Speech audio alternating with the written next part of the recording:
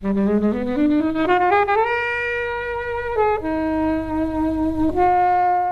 that lovely bit of dialogue that I don't think I noticed on previous viewings, where he says to him, "You don't want to miss your fight, Vincent," and he calls him by his real name. Oh, okay. And that just completely slipped me by.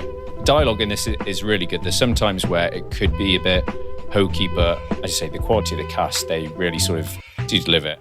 Welcome, everyone. This is the 71st episode of the Flixwatcher podcast. Hello, film fans. Joined today in our recording studio are Ben.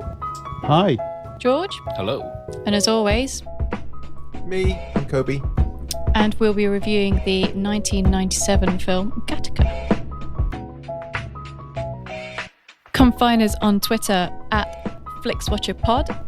Visit the website flixwatcher.tv for full listings, and don't forget to subscribe to us on iTunes and leave us an awesome review. So all films were available on Netflix at the time of recording, guys. Just as a bit of a warning, there is some bad language and there will be spoilers. You have been warned.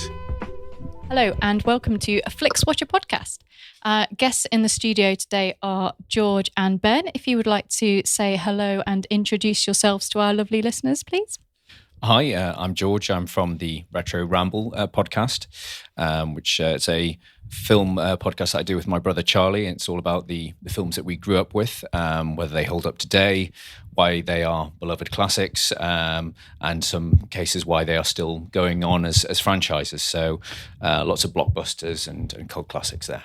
What's the age difference between you and your brother?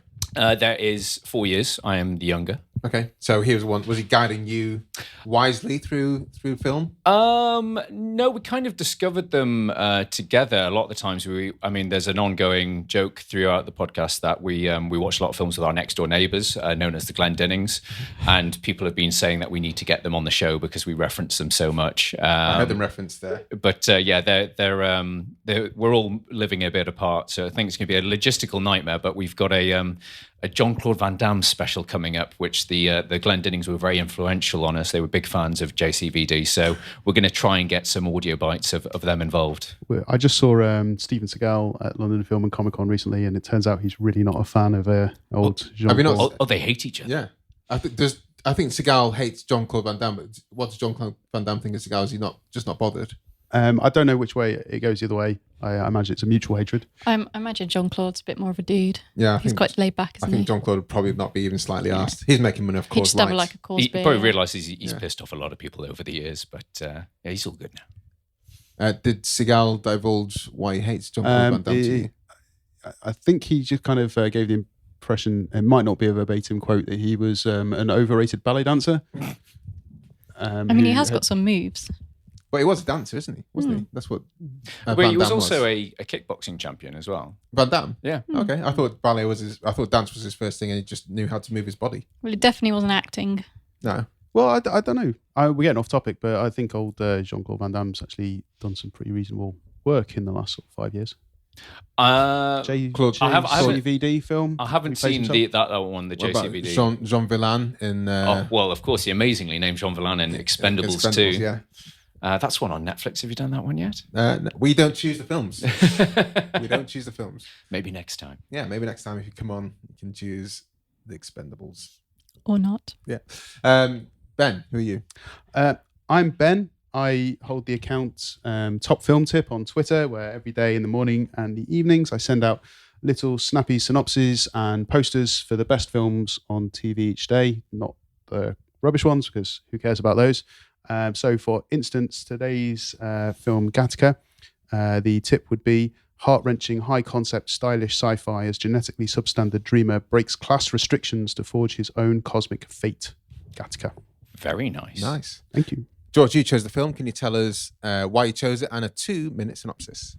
Okay. I'm a big sci-fi fan, and we've done quite a few sci-fi films on our podcast. But what would you class as a sci-fi? Because an early podcast we recorded for a film I can't remember the name of, Simon, who brought the film to the table, said the sci-fi, a lot of people would class Star Wars as sci-fi, and even Back to the Future, people class as sci-fi, but he was talking more about. Are you speaking of Sharknado 3? Yeah, but he was the Advantageous. Oh yes. Well, yes, Star Wars is a funny one because people will say it's space opera, it's fantasy. I would categorize it as a sci-fi film, but that's a great thing about sci-fi. There's lots of different little micro genres. I mean, I would class, I say we've covered sci-fi films in our podcast like Terminator 2, Starship Troopers, and Jurassic Park. I mean, you could say Jurassic Park is a thriller, an action film, but it has a key part of science behind it. Yeah. And I think that's it. There's a lot of diverse sci-fi films out there, and it's just more about the ideas behind it, and that's what. That's the reason why I picked this film. I say I've been a big fan of sci-fi. I've read a lot of novels. My dad got me into like Asimov and Arthur C. Clarke when I was in my teens. So I really like The Grandmasters. The Grandmasters, yeah, indeed. I'm with you on that one. And so I like. I mean, I suppose that there is a kind of micro genre known as smart sci-fi. So. Films like Arrival or philosophical sci-fi, Blade Runner, things like that. And I would say that's where Gattaca falls into that category. That it kind of sort of opened my eyes when I first saw it in my I must have been around 14, 15. And it's the fact that sci-fi didn't have to be special effects and big budget. It was more about the ideas presented. Yeah. The concept. Yeah, because I wouldn't class Star Wars as a sci-fi. It's a science fantasy, isn't it? I don't think it's because it's just there's no science. There's no science in there. It's just like space, light beams. Yeah, space. I would say space fantasy. It's got all the aesthetics of the sci-fi without any of the science. And it's wonderful for it. There's no explanation of science. So tell us about Gattaca. So I've tried to put this in a neat summary, and it's taken some time to build up. The clock is ticking. The clock is ticking. So set in a near future where genetic selection means all inherent diseases and genetic flaws can be removed at a price. Society has changed accordingly. You should say before inception, before they're born. Yes, sorry. Yes, before birth. So society has changed accordingly. So the best job's going to the genetically superior, with DNA checks being common standard procedure. So the story focuses on Vincent, who's a natural born, also known as an invalid, or invalid, I should say, who dreams of traveling into space on one of the Gattaca Corporation's rockets, but will never be allowed to due to an inherent heart condition. The closest he can get to Gattaca is working there as a cleaner, so he decides to buy another man's identity, that of Jerome, who is played by Jude Law, who is an Olympic swimmer who has since been paralyzed in an accident. So using Jerome's DNA, he manages to get into Gattaca, pass their DNA scanners, and onto their space program. However, his plans are put in jeopardy when a week before his launch, somebody is murdered at the Gattaca Corporation, and Vincent's invalid DNA is found at the scene, making him the prime suspect. Nice. Yep, good synopsis. Ben, what are your thoughts? I love this film. Do you have a PhD? I do. You do have a PhD. I have engineering DNA in me. So I knew this was a film for Dr. Ben Dad's right here. What? Go on.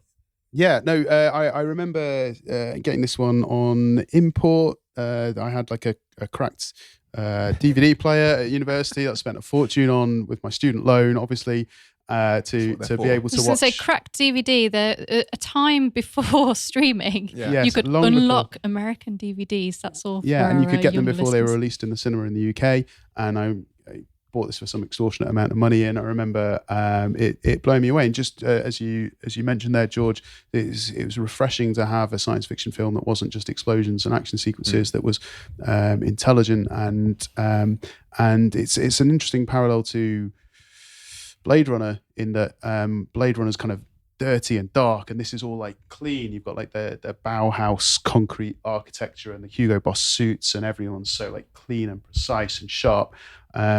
And then it's got a real aesthetic to it. And then on top of that, you have a really good hard sci-fi concept in there. The Gattaca Corporation is obviously taken from the 4 base pairs of DNA: guanidine, adenine, thymine, and cytosine. When I was watching again for the second time, I was like, oh yeah, ATCG. Damn it, yeah, that's what they've got it from. But do you not think there are better words that could have come up with those four letters? I like this. It fits. It's got like a synesthetic feel to the word. It feels kind of scientific but kind of forward thinking. And I like the name. You see, PhD, he knows what the G8 and C and T man. Guanine's a G, isn't it? Guanine, adenine, thymine, and cytosine. Helen, what are your thoughts? I love this film as well. It's great. It's also interesting, voted possibly the most accurate science fiction film by NASA. So they thought it was a conceivable concept. Is that because more than 2001: A Space Odyssey? They closed apparently, NASA according to let the astronaut, the crew, and the NASA science. What's the guys? The Capcom people just go out. They literally closed NASA to let them go and see the premiere of 2001. So the fact that they rate this so highly, Ellen, is quite something. According to IMDb, anyway. I really, really, really like this film. It's got this fantastic timeless quality about it because, it doesn't rely on special effects and, its concepts are so interesting and so conceivable. Tesla. Yeah. And it's got an amazing cast. I mean, Jude Law is fantastic in this. Kind of forgotten how great he is in this. And Ethan Hawke is brilliant as playing the guy who's kind of got himself into this situation a little bit by accident and a little bit by sheer luck, and that really does come through. And Alan Arkin's in it as well, and Uma Thurman is so great in it, and our favourite Elias Koteas with hair. He's got hair again. Yeah, one of our favourites. Ernest Borgnine, Dean Norris from Breaking Bad. Yeah, Tony Shalhoub. Yeah. Yeah, it's got a cracking cast, and that was one of the first things. This is one of my favourite films, but bizarrely, I don't watch it that regularly. And when watching it again for this, I was like, oh, he's in it. Oh yeah, I forgot he's in it. And I was like, Ernest Borgnine's in it. I'm with you on this. This film is 21 years old. Is it? And it doesn't look like it's aged a day. The only thing is that ages it is the very CRT sparse TVs. No, the very sparse CGI they use of the rocket ship taking off, which I think they reuse about 3 or 4 times throughout the film. That's the only thing that dates it. Everything else, this as is you a say, one shot. Yeah, but coming back to this film after near enough, I don't know, two decades or so of having not watched it, the thing that just blew me away was the score. The Michael Nyman score is just full of like sorrow and hope, and it's just absolutely heart wrenching, and just it brought back so many memories, and incredibly powerful. I think the film would be entirely different with a different score. Definitely, I've put that down in my notes, saying the score definitely elevates it to another level. I mean, it's one of my favorite film scores. It's, as you say, it's really powerful. It's really moving. It's very iconic. I mean.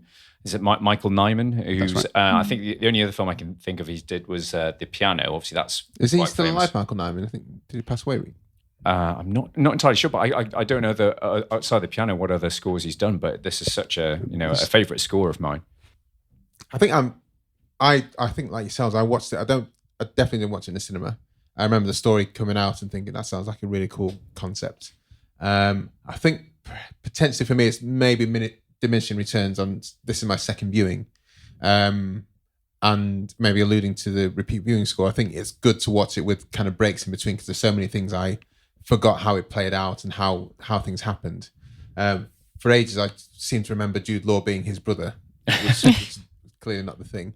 But one thing that really struck me that I had forgotten was I can't remember Ethan Hawke's character's name, but just his tenacity to be better than he was allotted, and well, there was a beautiful little caveat in the scientific premise of the film that it's an interesting scene that he's born and he has a blood test, and within a few seconds they're reading out his list of probable life probabilities. 99% chance of heart condition, life expectancy, so 30.2 years or whatever, and that little room in there for chance that those stats might be wrong, that he might be the one, and then the other side of that is the burden of perfection, the people who have won that genetic fixed lottery, who are incredible swimmers and then have a career-ending industry, or a super intelligent but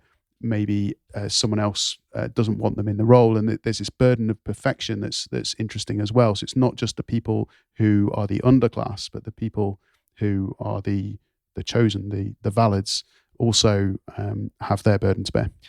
Well, that's what I picked up on watching it this time around, is that they're even, the perfected people, there's certain flaws. So I was trying to get my head around Uma Thurman's character, that she works at Gattaca, but she has a heart condition. So she's been sort of allowed there. But then there's the DNA tester, the amazing Xander Berkeley, who pops up in loads of films. Or Barkley, he's the guy from, he's the stepdad from Terminator 2 that gets the spike.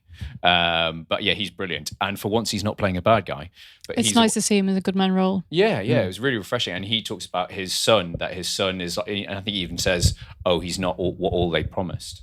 A little side note on this, really interesting point on how affecting this film is and how much impact it makes. You were saying you misremembered something earlier on. There was a whole twist at the end that I'd entirely forgotten. I was talking to a friend of mine about this film, and she said to me the thing she always remembered most of all is the little disabled boy at the end of the film looking at Ethan Hawke like really admirably. And then you get to the end of the film and that wasn't there. But it was mentioned. It was mentioned in the script that he had this little boy who he talks to about this guy who he secretly knows is borrowing a ladder, as it's put, to sneak around the genetic controls. And I think it's a real testament to how powerful that film is, that one little line of dialogue could cause my friend to completely imagine a scene that visually didn't occur.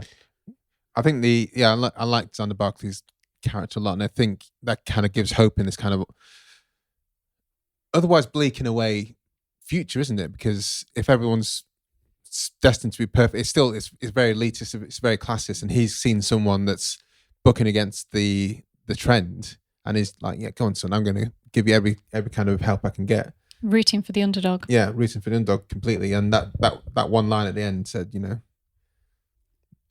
people right-handed people don't hold the left hand when they're peeing. It's just like, shit. All these years I've been like trying to go, and I've been going on the radar, but the simplest thing can trip you up every single time. It just takes someone who's on your side to do that. Well, we're jumping right. We are focusing we jump around. It's fine.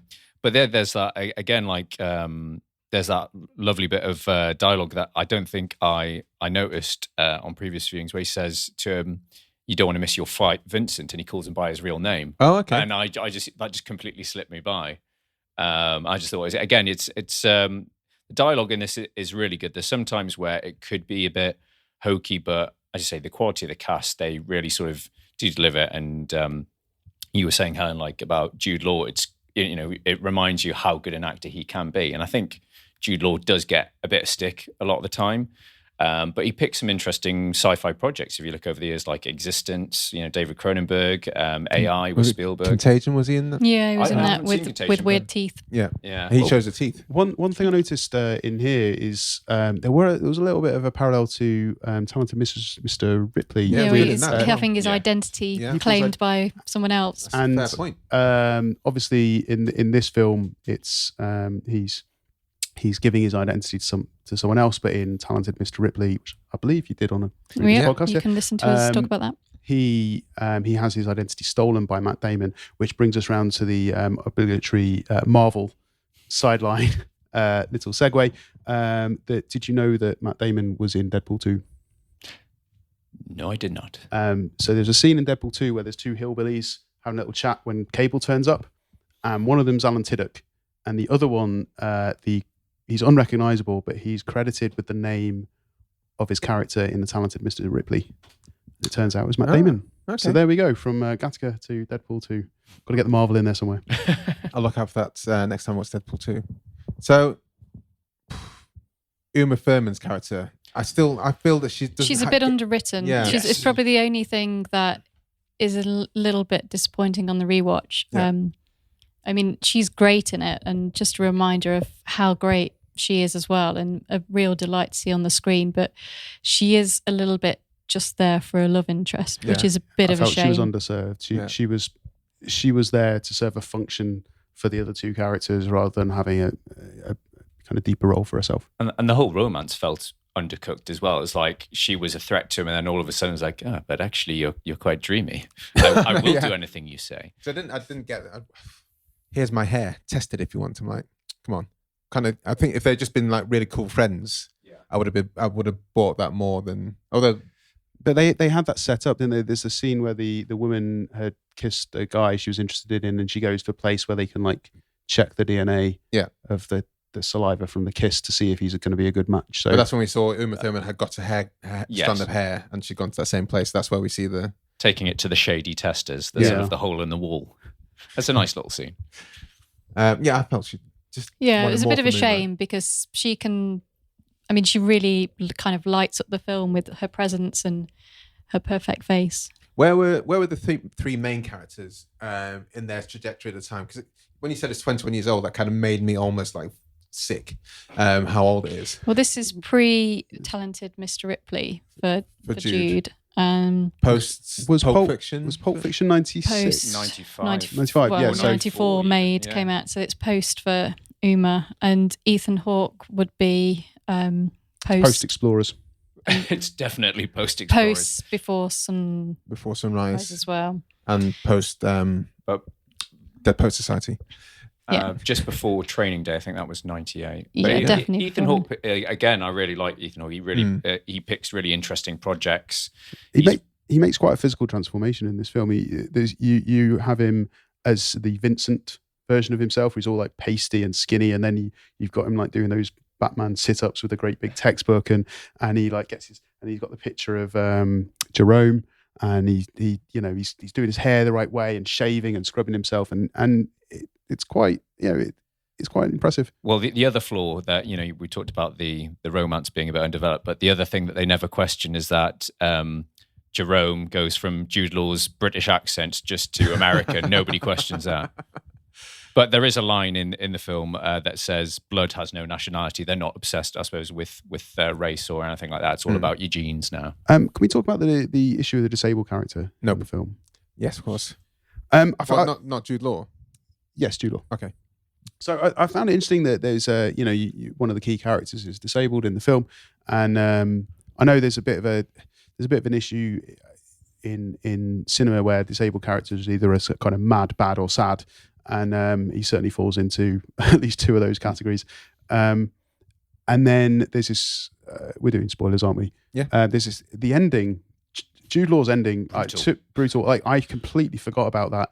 And now that's the one bit that I can't really quite get my head around. I can't quite really sit well why he would kill himself at the end of the film. And all I could think about is, I was thinking, like, why wouldn't he not just be a Paralympian? Like, he's still got what he's got. And I guess, like, in the society that is set up, like, you've got no chance. Well, there's the throwaway line that he actually paralyzed himself, or he tried to kill himself. He threw himself in front of the car because he wasn't the best, and he thought because he got the second. He got the silver medal. Yeah, and he said it was because of his genes he should have been the best. So he's constantly sort of is always wanting to. I know it's a brutal ending. I mean, putting yourself in an incinerator, but he's sacrificed himself for Vincent. He's obviously gone to those lengths to make sure that he can continue being him. I don't know. I guess it was bittersweet perhaps, but I kind of felt like through the film that he was becoming better. He was coming to terms, and that it started out being a professional relationship, but between the two men. But by the end, they got something from each other. Yeah, and I was expecting him to kind of like come around and got over his funk and just turned his life around, and that all that good influence from Ethan Hawke's character would have given him a different mindset, move from that Carol DeWitt fixed mindset to a growth mindset, and he could have developed somehow. And then in the end, it's like he learned nothing. Well, he kills himself so that Vincent can be Jerome, so that he is the only Jerome. I see. Oh, okay. Yeah. That's what I got from it. So he basically he made his you've earned me, you've become a better person than I ever was. A better Jerome than I ever would have been. Oh wow, okay. Thank you, Helen. That's what I got from it. Now. Yeah, and that's why it's so sad, but it's also he really does, uplifting as well. He sacrificed himself for it, because otherwise he's going to be a recluse with Vincent, because he's already away. given him Jerome. We always have some like images that if you're not really sure about this film and you've ever seen a poster for it, then I don't know. I think the people who designed the posters for this film need to be like crippled or something, or hobbled, or they need their fingers broken, because honestly, the film posters do not do this film any kind of justice. They had no idea how to sell it, which I think is why. DVD I had, Yeah, that's the one I had. But there's one on for the Wikipedia page. It's terrifying. If you go on that, it's awful. It doesn't even look like. It looks like a horror film. They've stretched his face. And it's a real shame because the art design. Can we just pause film. there? There's a great picture. I just wanted to point to the left of. You've got the helical staircase in the flat, which I always enjoyed. Yeah. Yes. Okay. But you look at the art design in this film, and it's beautiful, absolutely gorgeous. And you can't. How did they fail to? You've do got the a poster. 1950s feel. You've got like the new clean architecture and stuff. And I don't know how they managed to not come produce up with one like single film 3 poster. faces on a poster looking bored. There's one where there's kind of like a green like ectoplasm behind them. It looks like they're in the kind of a Matrix funk. Looks like Species. Well, looking at these, it doesn't surprise me that this film was actually a bit of a flop at the box office. They didn't know how to market it, unfortunately. But obviously, it has gained quite a cult following. I should say Michael Nyman is not dead, by the way. He's not, no. No. Well, he could be, but we hope not.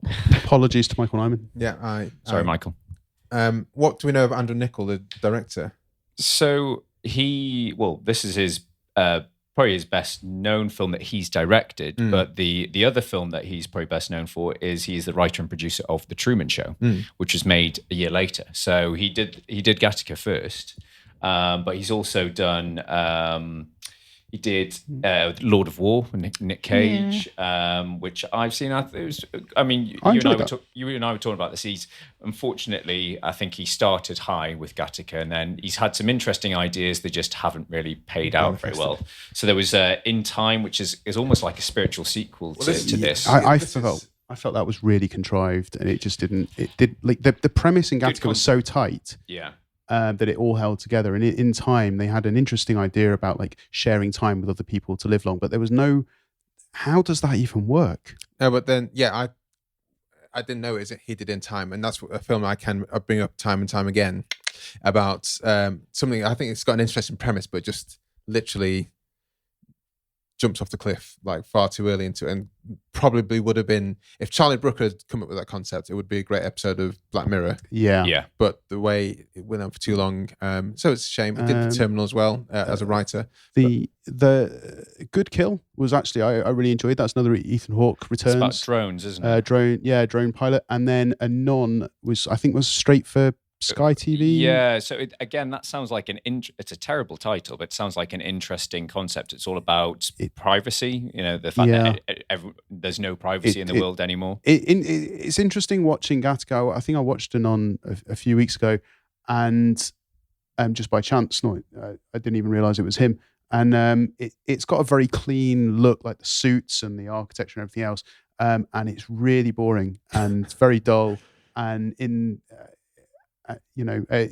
no real likable characters, and I did not get on with that film nearly as well as Gattaca. So I feel I'll say it's a shame because obviously I think we're all agreed that this is a great film. It's very well written. It's very well. Oh, we'll see when we get to the scores, George. Sorry, I'm jumping ahead. Jumping But as I say, we've already talked about I just love the look of this film. It has the greenish hue to it.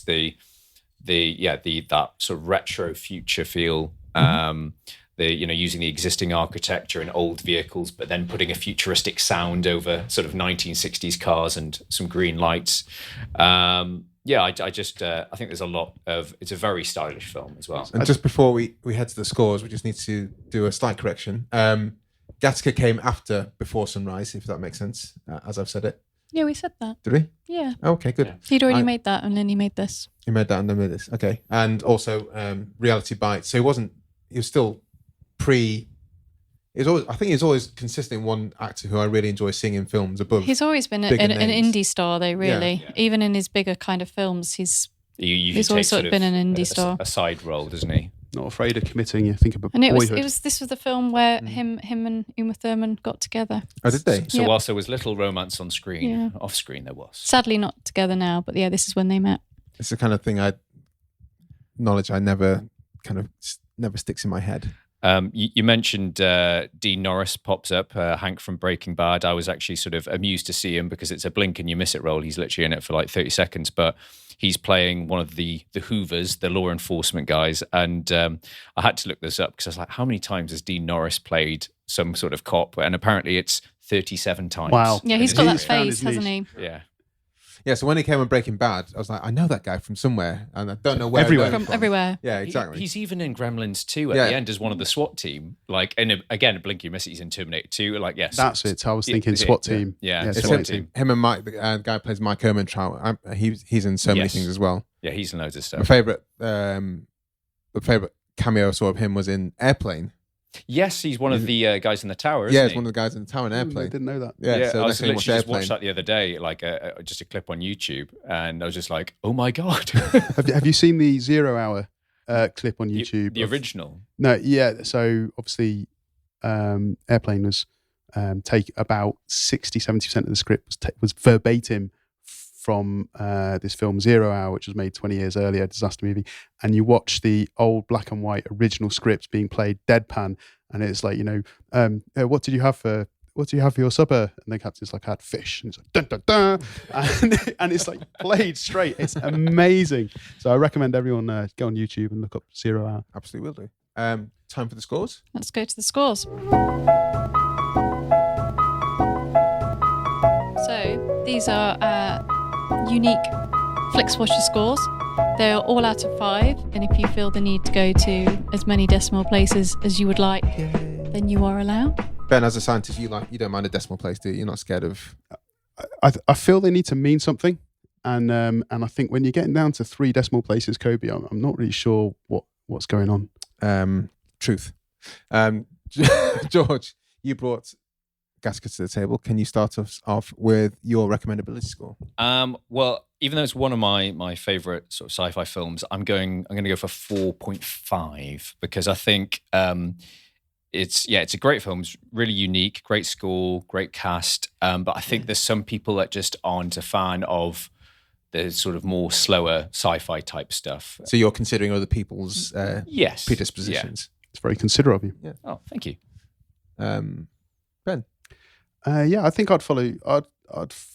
I'm going to go for, but for similar reasons. I think for anyone who likes science fiction, smart sci-fi, this is absolutely for them. But there are a lot of people who, I think, as we've discussed in the past, maybe just turn up to the cinema once every year and go, I fancy that guy.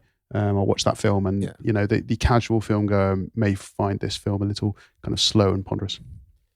So you're 4.5. I'm going to go with a 4. Helen.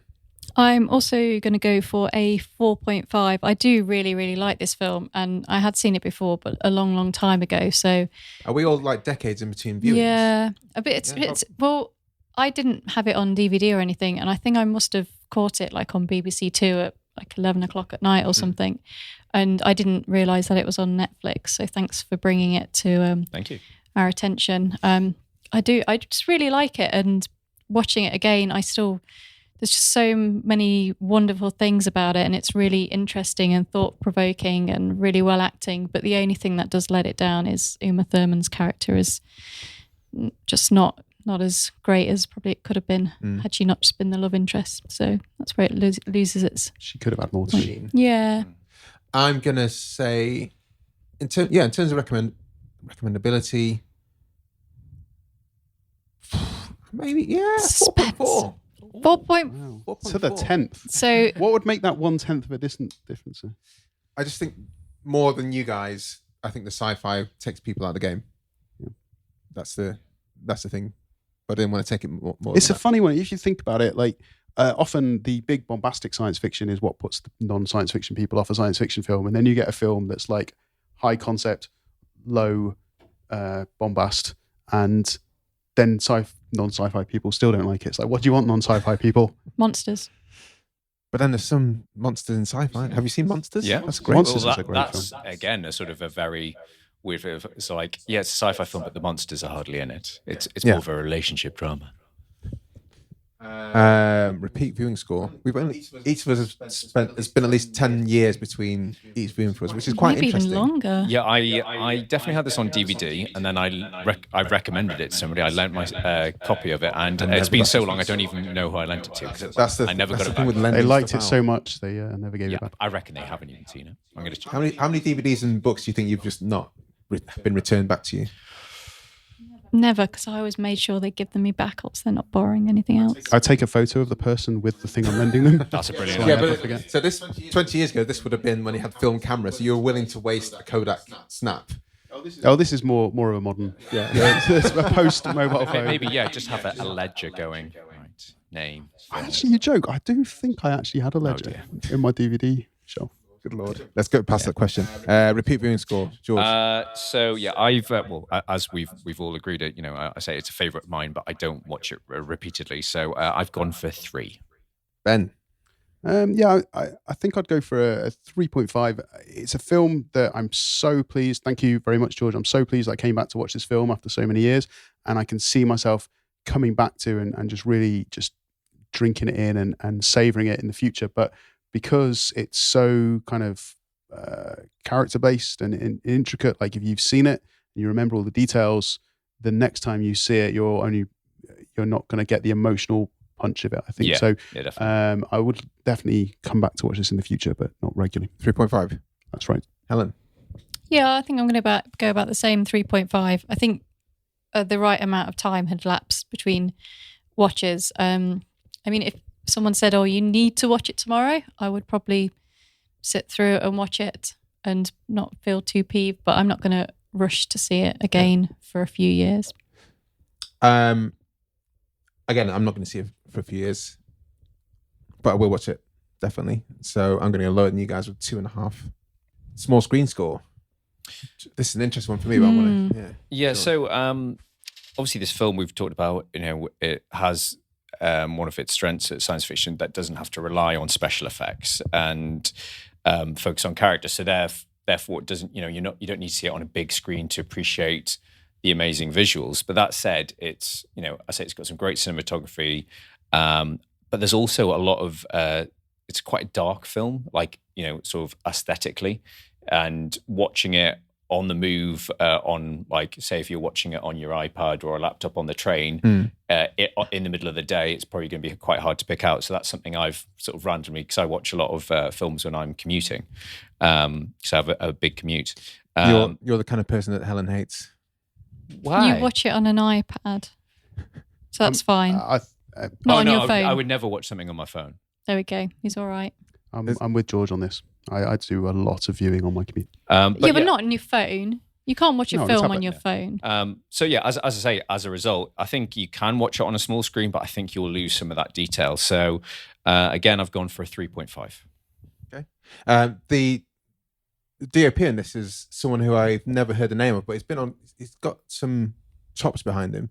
Slavomir Idziak, Black Hawk Down, the Three Colours trilogy, some fantastic. They're amazing. They are. Yeah, they're so good. They look absolutely stunning. Harry Potter on there. Yeah, Harry Potter and Order of the Phoenix. I don't know which one that is. But it seems like it sounds Polish, and there's a lot of fantastic Polish DPs around. So yeah, maybe check out some more of his films and be more aware of him. I think. Yeah. Ben. I never got to see this on a big screen. And has anyone here seen it on this? No, I think so. What I've been would have been 14. I think this was a 15 at the cinema, and there was too much other sort of stuff vying for my attention. Men in Black, Jurassic Park, The Lost World, Fifth Element. But I definitely discovered this on VHS. I'd love to see this at the cinema. I'm going to keep an eye out for it. It reminded me of you saying that the scenes that some of the scenes are very dark. There's that one kind of organic, dirty scene. There's two where they're out in the sea and he's swimming against his brother, and that's the moment of epiphany he has, where he realizes he's just got to give it everything, even if it means he can't get back. And some of those scenes are just so beautiful, and some of the architecture is so beautiful that I'd love to see that on a big screen. So I feel it has it will lose something. So 3.5 from me. Helen. I'm going to go for a 4. I think the most important thing is having a good sound system for this, because although it's really beautiful, I don't think it necessarily needs anything bigger than like a good size TV, as long as you've got really good sound going for it. And also because you say that the rocket is kind of the big special effect, and that kind of is like the slightly dodgy bit that might emphasize it a little bit on the big screen now. So yeah, I'm going to go for a 4. And also because it's one of those films that you might have heard of but never got around to seeing because it just kind of disappeared or you missed it the first time around, the fact that it's on Netflix now for you to watch, you can go and discover it for yourselves. I'm going to say 3.8. I think I'd like to have seen this in the cinema, and if I had the time, Prince Charles came and knocking, they sent me the mailing list and I was free that day, I'd try and go and see it, I think. Let's do it, guys. Go on, Prince Charles, if you're listening. Put it on the schedule. We need to let's contact Prince Charles, PCC, and get them on here. Yeah. In fact, we did have some from Prince Charles contact. I'll get back in touch with them. When you talk about that swimming scene, I only remember one swimming scene happening in the film. And there's more than one. There's one at the start, and there's one at the end. No, when I first watched it, okay. And coming back to it, it's like there's a swimming thing happening that I'm waiting for, and then when it happened near the start, I was like, oh right, this is a bit odd. I feel that we can avoid the twist at this point. To any listeners who may want to watch the film, we have well covered the film. That's left-handed, and let's avoid the other one, because I think we'll leave that for the joy of the perspective. But I do remember when I was watching the swimming scenes, I could see all the seaweed and kind of goop and stuff under there, and I was like, that's not nice. How have they done that? No, but it's just, that's not nice, because I've swum in the Serpentine in Hyde Park, and that's a horrible thing when it's weather's like this. All the seaweed just comes up, and to be honest, it's nastier than when it's just cold. Yeah, all the algae. But I just remember thinking that's actually looks pretty well shot. I don't know what my point is. 3.8 engagement score. George, I've gone for 4. I think it's it's got there's a lot of detail in that script. There's a lot going on in the story. It's it's a little bit film noir. It's a little bit murder mystery. And there's a lot of flashbacks and things like that. So there's a lot in there too, I think. And definitely, if this was on the telly, I would definitely start watching it, because I've got a love for this film, and especially if Michael Nyman's score was playing quite loudly, that would just pull me in every time. I'm going to try and download it on Spotify now for the journey home. Well, actually, quite sort of pretentious there. When I went years ago, when I went traveling for like 6 months, it was one of the first tracks I put on when I was on the plane flying away from all my friends and family, sort of making myself sad. Yeah, got the flight out. Ben, I'm going for the all-out 5, guys. I mean, this near enough 2 hours. I think it's about 150. 150. Yeah. For a talky film with no big, visual action sequences, that's nearly 2 hours long. I didn't look at my phone once. I didn't feel the need. I was completely engrossed. The music, as you say, the score really draws you right in. It kind of tugs at your heartstrings and then just rips them right out. When Jude Law's pulling himself up the stairs, that's quite a tense scene. That's a great scene. Mm. Great scene. And also the road crossing scene where he's that's great. Out. Never been so terrified of crossing a road. Yeah. Personally, I imagine these are personal scores. I was entirely engaged with this film. I'm not going to go as high as that. I'm going to go 4.5. I think it is a really slow film, so I guess some people are probably going to be put off by that. But second time round, I was probably as engaged in it as I was the first time round. So do you guys think if you watched it every year, that engagement would wane? Because I'm probably a little bit, yeah. Yeah, because I'm going for a high engagement score, because I'm kind of thinking, I remember this differently. Oh, how did you get away with that? Oh shit, oh, okay. And it was like almost watching it for the first time again, but with some hindsight of you kind of know where it's going. So I think, based on not seeing it for 2 decades, potentially, I'm going to join you, Helen, at 4.5, I think. 3.91. Where did it lose some points? Oh, it was me on repeat viewing score. Okay, that's fair enough. I mean, that's basically a 4. See, Kobe, if you weren't so taken with your 0.1% there, then would have boosted we could have got that. We could have got those stats up. I'm not going to. Not going to change now. No, not at all. You can't change me. But 3.92 is good. I think it's good. And like I think a lot of people, we can also say that we wouldn't recommend it to everyone. It's not Back to the Future. But what is? Shall we see what the world of Twitter Yes. thought of it? So when we record, if you are following us on Twitter, you will see that we will put a tweet out and you will be able to spot it because we also have a nice little GIF that'll go with it. And we'll say we're reviewing Gattaca. And sometimes we'll let you know who our guests are as well. Have you seen it? Tell us your thoughts for an on-air shout out. Give us your star review, a short review, and retweets. So we've had a couple of people reply. So George, do you want to read the first one out and who it's from? So we have Kenny's00 who says 5 stars, believable, scary, near future sci-fi, interesting nature nurture theme. One of the best original scores ever. I have to agree with that. Ben, do you want to say the next one? This one is from Amanda's Pick Show and Go, at Amanda's Pick Show. And she has said, love this movie. Love this movie. Great sci-fi and great performances. 5 stars. Nice. Helen, do you want to say the next one? So the next one is Scheitgeist at Scheitgeist Pod. Hi, guys. Classic 90s noir-fused sci-fi, which manages to avoid cornball pitfalls with satisfying writing and magnetic performances. And they've done 5 little rockets there, and they've got a little Jude Law gift there as well. Yes. It's a nice touch, the 5 rockets. Yeah. And the GIF. I think that was the same animation they used for the film. Pixel art. Ben, do you want to take... Sorry, George, do you want to take the last one? So this is from Sarah May Tucson. Who also said, a friend, ex of this pod. Yep. Hi there. Hello, Sarah. So she says 4.5, Jude Law at his petulant best. Ethan Hawke and Uma Thurman smoking up the screen with their repressed chemistry. Wonderful futuristic noir. Plus, it's great to see the underdog triumph. I totally agree with the last 2 sentences, but not the romance. Yeah, not the romance side of things. Well, that's because they were getting the romance on in real life, maybe. Oh, okay. And she felt it smoking through. up off the screen. But I think she's nailed it with Jude Law at his petulant best because the little gift there of how dare you question me. He's great when he's nasty. Fantastic. There's also a great line where he goes, "We need to get drunk immediately." I love that. That's great. Well, guys, thank you so much for coming in. Can you tell us where we can find you online?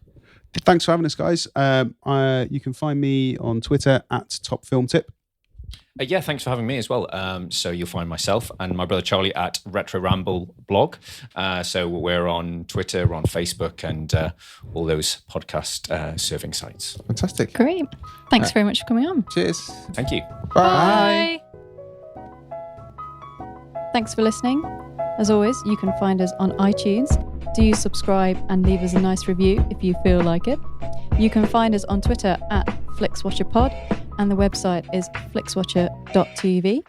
Thanks, as always, to the mighty people for their mighty, mighty tunes, and thanks to Brendan Russell for his awesome editing skills.